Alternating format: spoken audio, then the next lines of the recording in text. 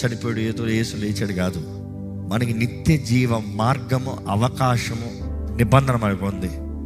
నమ్మిన వారు నశింపక నిత్య జీవం పొందుకుంటారు. నిరీక్షణ ఆధారంగా యేసుని చేసుకునేటప్పుడు ధైర్యంగా బ్రతుకుతే, నీ జీవితంలో నిశ్చయత కలిగి ఉంటే, you are for sure abundant life. బైబిల్లో రాయబడి ఉంటుంది, కీర్తనకారుడు అంటాడు, మా బ్రతుకు దినములు మాకు లెక్కించుటా నేర్పించు, దాన్ని బట్టి జ్ఞాన హృదయం కలిగి ఉంటాం. దయచేసి మరణిస్తే క్రీస్తుతో ఉంటానన్న నిశ్చయత ఉందా? తాత్కాలికమైన లోకం కొరకు ప్రయాసపడుతున్నారా? ఏం తింటామా, ఏం తాగుతామా, ఏం ధరించుకున్నా, it's all temporary. I dare you, ఇవన్నీ ఉంటాయి పోతాయి. బట్ దెన్ మరణిస్తే నిశ్చయం. ధనవంతుడు అంటాడు, అయ్యా ఇంకొక అవకాశం. అబ్రహం అంటాడు, నో ఛాన్స్. బోధకులు ఉన్నారు, బోధిస్తున్నారు. ప్రవక్తలు ఉన్నారు, తెలియజేస్తున్నారు.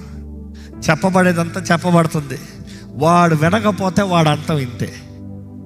బైబిల్ తెలియజేయబడుతుంది, పాతాళం ఇంకా మల్టిప్లై అయిందంట.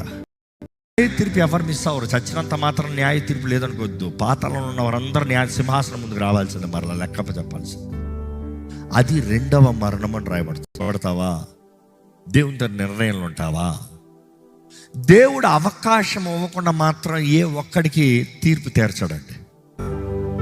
లేకపోతే పాపాన్ని కోరుతున్నారా, లోకాన్ని కోరుతున్నారా, స్వార్థాన్ని కోరుతున్నారా, తాత్కాలికమైన జీవితాన్ని కోరుతున్నారా?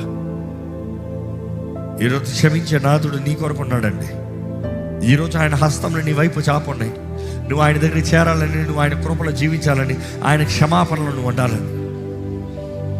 నిజంగా నీ బలహీనతల మధ్యలో ఆయన కృపను వేడుకుంటే ఆయన నిన్ను బలపరిచి నిన్ను నిలబెట్టే దేవుడు, నీకు ధైర్యాన్ని, నీకు నిశ్చయతనిచ్చే దేవుడు.